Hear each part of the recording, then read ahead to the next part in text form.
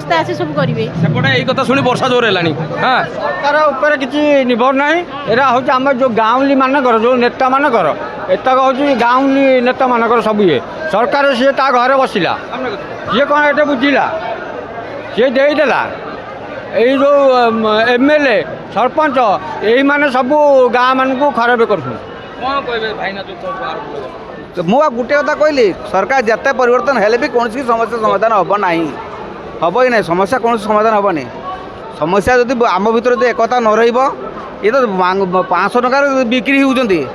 ମଦ ମାଂସ ଖାଇ ଭୋଟ ଦେବା ପାଇଁକି ଆଉ କି ପରିବର୍ତ୍ତନ ହେବ କିଛି ପରିବର୍ତ୍ତନ ଏଇଭଳିଆ ସରକାର ଲୁଟୁଥିବ ମନ୍ତ୍ରୀମାନେ ଲୁଟୁଥିବେ ଆମେ ଏଇଭଳିଆ ରାସ୍ତାରେ ବୁଲୁଥିବା ହେଲେ ଯାଇକି ସବୁ କିଛିର ଉନ୍ନତି ଘଟିବ ରେସନ ଚାଉଳ ମାଗଣା କରିଦେଲେ ସବୁ ଜିନିଷଟା ମାଗଣା କରିଦେଲେ ଲୋକଙ୍କ ଭିତରେ କ'ଣ ହେଲା ମାନେ କାମ କରିବାର ଇଚ୍ଛାଟା ରହିଲାନି ତ ଆଗେ କ'ଣ ଦରକାର ସ୍ୱାସ୍ଥ୍ୟ ଦରକାର ଶିକ୍ଷା ଦରକାର ହଁ କି ନା କୁହନ୍ତୁ ଜଣେ ମଧ୍ୟବିତ୍ତ ପରିବାର ଲୋକ ଉଚ୍ଚ ଶିକ୍ଷିତ କରିବା ପାଇଁ ତାଙ୍କ ପିଲାଙ୍କୁ କେତେ ଷ୍ଟ୍ରଗଲ୍ କରୁଛନ୍ତି ତେଣୁ ଆଗେ ଶିକ୍ଷାଟା ଦରକାର ତାପରେ ସ୍ୱାସ୍ଥ୍ୟ ଦରକାର ରୋଷେଇ ଘରେ ଏବେ କି ପରିବା ସବୁ ଅଛି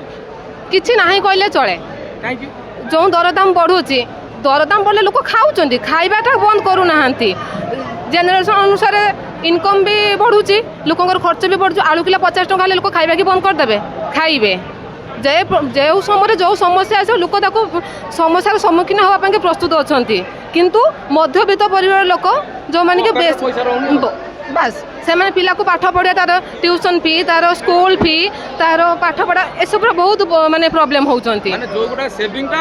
ଉଡ଼ି ଯାଉଛି କିଛି ରହୁନାହିଁ ଧନୀ ଲୋକ ସେମାନଙ୍କର କିଛି ପ୍ରୋବ୍ଲେମ୍ ନାହିଁ ଚାକିରିଆଙ୍କର କିଛି ପ୍ରୋବ୍ଲେମ୍ ନାହିଁ କିନ୍ତୁ ସାଧାରଣ ଲୋକ ହିଁ ଅସୁବିଧାର ସମ୍ମୁଖୀନ ହେଉଛନ୍ତି ମୁଁ ଜଳେଶ୍ୱର ଏରିଆରୁ ଅଛି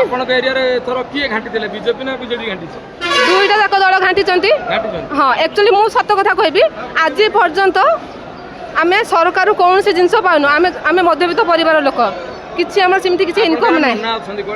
ନନା ରହିଲେ କ'ଣ ହେଲା ଆମର ରେସନ କାର୍ଡ଼ ଖଣ୍ଡେ ନାହିଁ କି ଇଏ କୌଣସି ସ୍ୱାସ୍ଥ୍ୟ କାର୍ଡ଼ ବି ନାହିଁ କିଛି ନାହିଁ ଆମେ ଯାହା ବି କରୁଛୁ ନିଜ ପରିଶ୍ରମରେ ନିଜ ଇଏରେ ଆମେ ଚଳୁଛୁ ଛୁଆକୁ ପାଠ ପଢ଼ାଉଛୁ ଆମ ପରିବାର ପ୍ରତିପୋଷଣ କରୁଛୁ କୌଣସି ସରକାରୀ ସାହାଯ୍ୟ ନାହିଁ ହଁ ମୁଁ ସରକାରକୁ ବି ମାନେ ଆଶା ବି ନାହିଁ କି ମୋର ଇଚ୍ଛା ନାହିଁ ତାଙ୍କ ଅନୁଦାନ ପାଇବା ପାଇଁକି କ'ଣ ହଁ କ'ଣ ଦରକାର ଭଗବାନ ହାତ ଦେଇଛନ୍ତି ଖଟିବା ପାଇଁକି ଖଟିକି ନିଜ ପରିବାର ଆମେ ପୋଷି ପାରିବ କ'ଣ ସରକାର ସେ ଅନୁଦାନ ପାଇକି ଆମର କ'ଣ ଲାଭଟା ହେବ କହୁନାହାନ୍ତି সেটা পাইলে কোণ আম মনে কথা মতো বিজেপি সরকার এ দিলা বিজেডি সরকার এ দিলা কংগ্রেস সরকার এ দিয়েছিলা তেমন কে সরকার গুণগ্রাম করা আমার ইয়ে নুহ আমি ভোট দেবার অধিকার অছি আমার পছন্দ যাকে আমি ভোট দেবু সেটা আমার সাধারণ নাগরিক হিসাবে কর্তব্য কিন্তু কোন দল হিসাবে কইবাটা মোর কিছু ইয়ে নাই কিন্তু গোটে কথা বর্তমান যাহা রেট সব হয়ে যাচ্ছে আপন সিনা সম্ভাଳି দেলে সমস্ত কোন সেতিকি স্ট্রং